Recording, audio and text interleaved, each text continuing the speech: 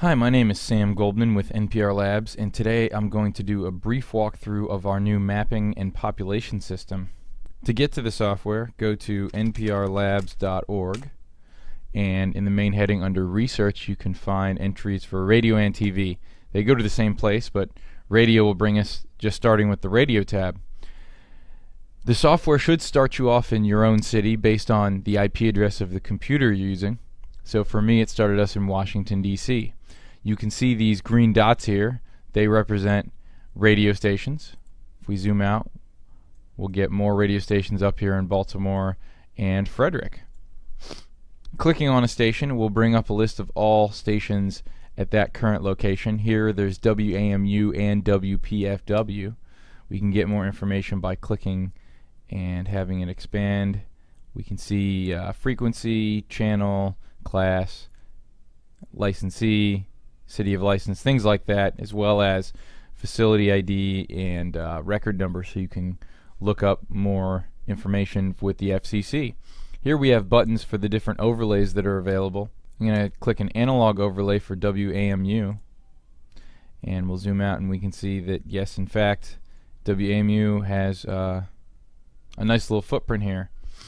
We can put up multiple overlays at the same time, so here I'll get some stations in Philadelphia, WXPN, put up their HD overlay. Transparency can be changed with this bar up here, making them very faint, or bringing them back and making them quite bright. So it starts somewhere in the middle. I think that's a pretty reasonable spot for viewing. Stations that are active in the viewable public stations list come up to the top and are shaded themselves.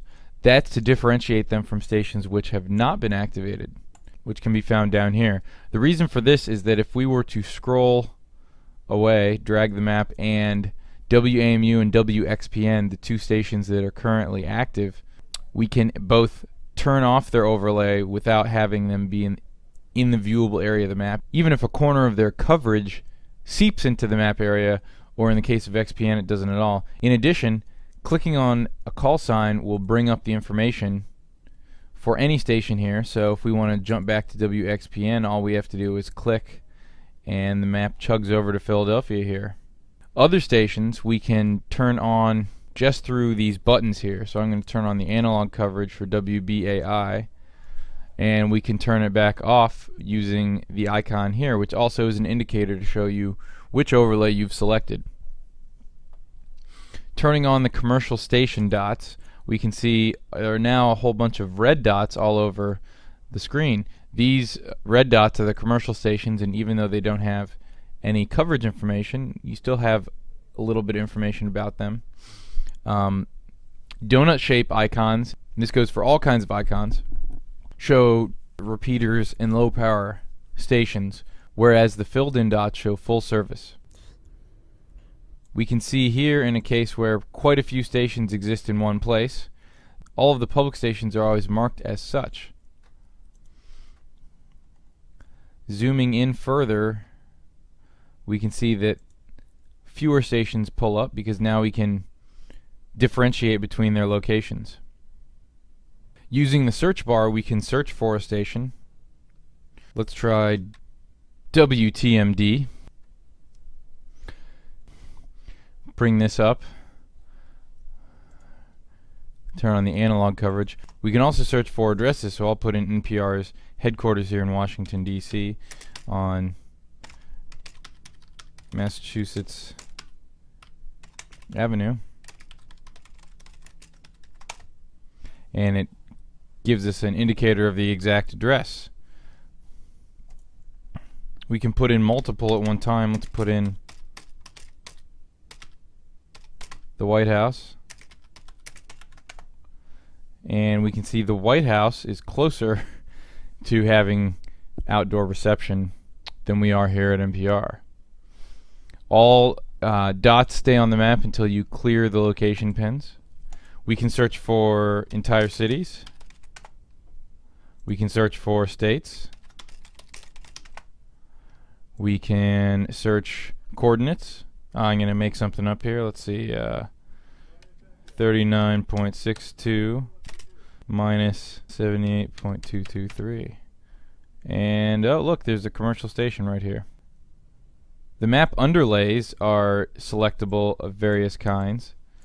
We can see the effect of the mountains on WTMD. We can click on a roads map, which gives us more political boundary information, or we can click on a satellite hybrid map. Makes it a little bit harder to see the overlays, but we can always brighten them up here. Turn the commercial stations off. You can put the legend up, which shows you what the different colors mean for analog and IBOC in terms of their field strength and what that might mean in terms of reception ability.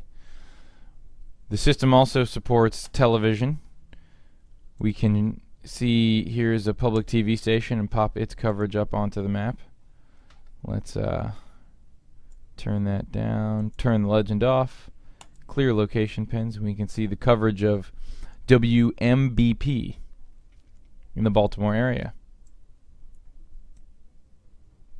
Lastly, we can take a look at mobile handheld television. This service is only available for full service stations between channels 14 and 69. So you can see here these are not full service stations, and they don't have, even though they are public, they don't have a button to turn on the coverage. In Philly, we have some stations. WHYY is channel 12, so that's also doesn't have, doesn't have an overlay for mobile handheld. If we click on a station that does, you can see here we go, and it's nice and it has different colors. The mobile handheld coverage overlays are taking advantage of land use, land cover data. This is data from the USGS regarding what different pieces of land are being used for, whether it's forest, agriculture, urbanized development. And this data, using this data, we can make our models a little bit more accurate because there's more loss when RF travels through dense forest or an urban area than if it's agricultural land or open water.